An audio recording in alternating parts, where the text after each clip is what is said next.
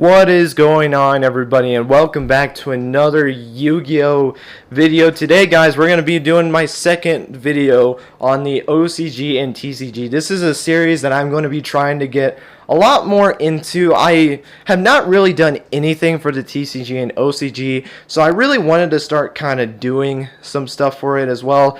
I recently did a video where I talked about Dawn Thousands cards coming to the OCG in the numbers collection pack. I think it was like Puzzle and Memories. I believe it was. It was literally like 3 days ago when I recorded. How did I not remember it? But they're going to be coming out, and that said, we know Dawn Thousand is getting his final number cards. The final number cards that we actually need in the sets, and which, if you guys go and watch that video, you will notice that there was some audio issues that ended up happening. I did explain it in the episode review that I did. If you did not watch the episode review, if you're not watching Sevens, I'll briefly kind of explain what in the world happened. My mic's wiring actually did end up giving out, so I was not able to really get the good audio for that. It actually cut out during that recording, and I didn't notice it until editing. And I kept trying to get it. I kept getting the static. So what I did was I just recorded that or just finished editing that and then posted it.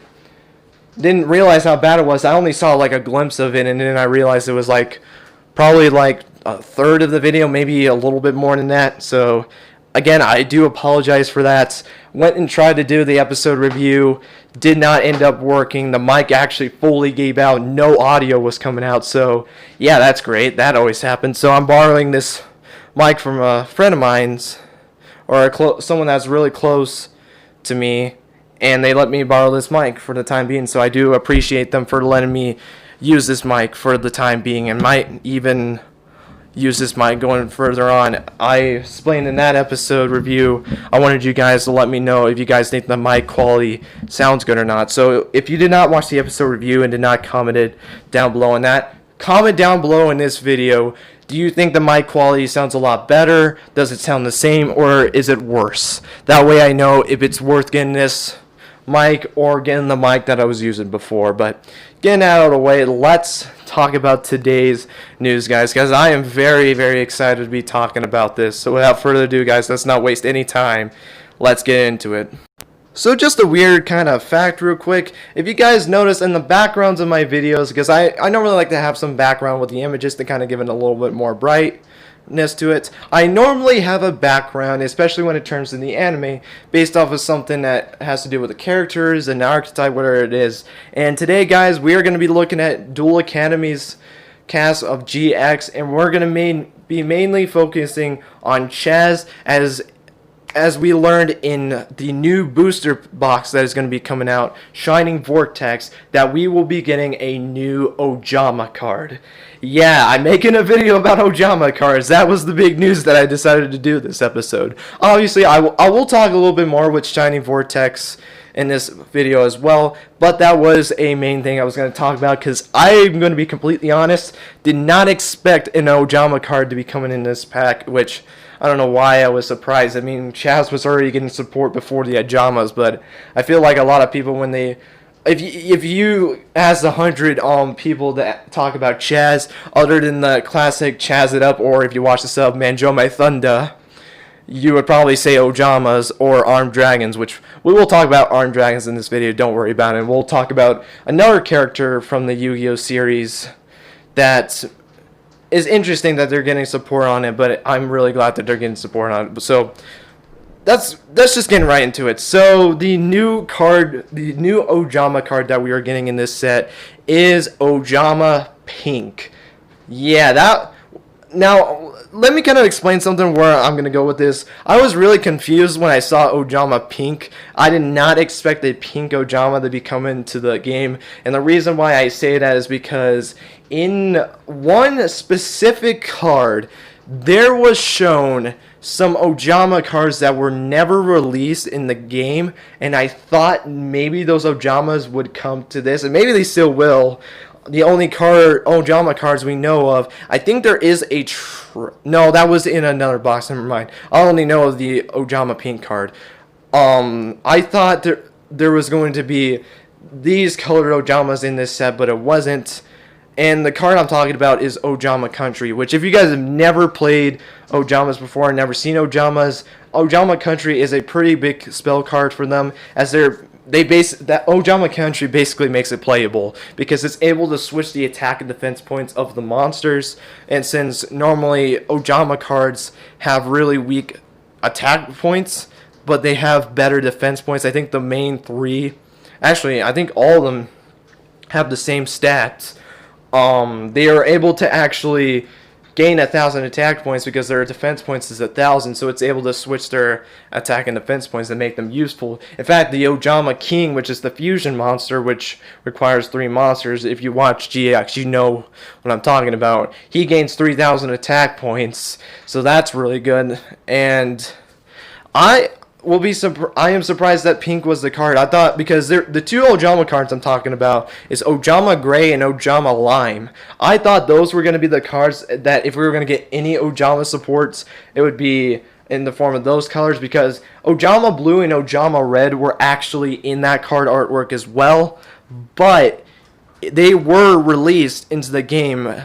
They're not part of the trio, which was Ojama Yellow, Green, and Black, which I think they're in Ojama Country. I would have to look at the image again. I just remember the card from memory because I know there was like an Ojama snake and a rat. Yeah, don't ask me why. I think there was even like a flying yellow Ojama, so that was very weird. The card artwork looks really interesting, and you know what? I'm actually gonna pull up the effect. I don't know why I didn't plan on that, but let me go and pull up the card effect so I can talk about it, which, fair warning, I am not good at the card game at all. I am very casual when it comes to it. I do not play Ojamas at all, so I do not know if they're good for Ojamas or not, but if they are good, let me know, because that would be very interesting. Don't plan on building it, but I think that is kind of cool to see it. So let me pull up the card effect real quick. So I got the effect right here, thanks to Yugioh organization for the translation. But here's the effect of Ojama Pink. If this card is sent from the hand or field to the graveyard, you can have each player draw 1 card. Then each player discards 1 card. Then, if you discard an Ojama card with this effect, you can choose one opponent's unused monster zone, and that zone cannot be used until the end of your opponent's turn. You can only use the effect of Ojama Pink once per turn. Which, that honestly is a really interesting effect. So, it causes draw, which is a pretty good, even though you draw 1 card of its draw 2, and then maybe it's a little bit more useful. But if you discard an Ojama card, so it doesn't have to just be a monster card. It can be, you can discard another Ojama Country, because probably you're going to have that. But if you do that, you can actually get rid of one of your opponent's main monster zones, which that is the whole gimmick of Ojamas, is basically banning your monster zones so that your opponent can't play big old monsters to go through their Ojamas, because Ojamas are weak. They're going to get blasted if you are not able to stop your opponent from summoning high level monsters. But I know code talkers could probably beat them, because with the microcoder code generator, those cards can link summon from the hand, so they're fine. Well, I guess you have to use Code Talker monster. No, but you can. Never mind. But it seems like an okay effect. It's able to get rid of a monster zone, so I think it's fine. But it doesn't seem that big to me. Me personally, I could be totally wrong, and this card could be broken. I mean, don't take my word off of it at all. I am not good at the card game, so do not take this as I am knowing what I'm talking about. So if you guys think it's good, let me know. And yeah, that was for Ojama Pink. There is some support also for Chaz in the form of Armed Dragons. They're getting a new form of the Armed Dragon monsters called Armed Dragon Level something Thunders, which is a reference to the Japanese with Manjome Thunder. In the sub version, I don't know, in the dub, or like in the English version, is going to be like Armed Dragons It Up or something like that. Because it was like Manjome is the name of Chaz in the sub, and never mind. So they're getting new Thunder support. I'm not gonna read the effects of them. They got it at level 3, level 5, level 7. I don't know. I think level 10. I think level 10 also has a white version of it as well. Which, if you guys don't remember, in Yu-Gi-Oh! GX in Season 2, Chaz activated White Veil when he was possessed by the Society of Light, and was able to make Armed Dragon level 10 become white to defeat Alexis Rose and make her join the society, like, or Asuka. I need to start doing sub and dub names because I know a lot of people prefer sub and some prefer dub. I try to make it nice for everyone else. I gotta start doing that if I do Yu-Gi-Oh! Rain stuff. I'm gonna have to start calling Revolver Varus. I'm not used to it. I'm just gonna say that. That's the first series I watched that I watched sub first before I watched the dub. So yeah.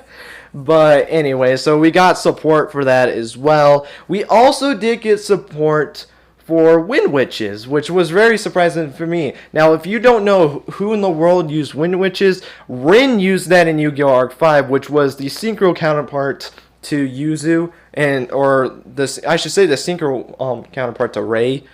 So yeah, it's really cool that she's getting support, even though she did duel once. I think she only used like a crystal, but she used a Windwitch, I think a Winter Bell, a Crystal Bell. I know she I'm thinking of just this fusion. I think there was an Ice Bell as well. I think Crystal was the fusion. I think Winter Bell was the fusion. I know. Oh, there was a Windwitch Crystal Ball, I think there was, which was the tuner monster. I don't know. But Windwitches are getting support as well, which I think is really cool. We didn't really get to see much of her deck, and I don't know much about Windwitches at all either. So I think it's just really cool. As someone that more knows the animes than anything when it comes to the card game, unless it's an archetype that I'm used to, like the Phantom Knights, which I might do a video about Phantom Rage, because man, guys, I'm very excited. I build Phantom Knights in the real life card game, or at least I'm gonna be getting back into it. I used to build Phantom Knights until, yeah, it didn't really go so well after Rusty Bardage was banned, but now it's back, so we'll see what happens. But yeah, I think it's just really cool that Ren is getting some new support. I mean, she didn't do much. She dueled Yugioh and surprisingly won, but yeah, I think it's just really cool that she's getting support. And there wasn't going to be much to talk about in these episodes. These videos are going to be more on the shorter side of things, probably as long as a summary / preview analysis that I do, but that's okay. I talked a little bit more than I was going to because I didn't want this just to be a 5-minute video. So yeah, guys, that is going to be it for this video. So guys, thank you guys so much for watching. I hope you guys enjoyed. Let me know what your guys' thoughts on the new Ojama pink card. Do you think it's good or not? What about the armed dragon monsters? Do you think armed dragons are going to be meta, or wind witches? I don't know about wind witches. Wind witches don't have really that much support to them from what I heard. I think they only have, before this box, I only think they had like 2 main monsters, a synchro monster, a fusion, and maybe a spell and a trap card. I know, like, Lost Wind was a trap card Rin used, but I don't think it's specifically for Wind Witches, if I remember correctly. I could probably be remembering it wrong, but let me know what you guys think of the cards being released. Do you wish some other characters did get support, or do you think it's fine that Chaz and Rin are getting some support? Let me know what you guys' thoughts on that. And yeah, thank you guys so much for watching, and until next time, guys, take care, and have yourselves a great rest of your day. Bye, guys.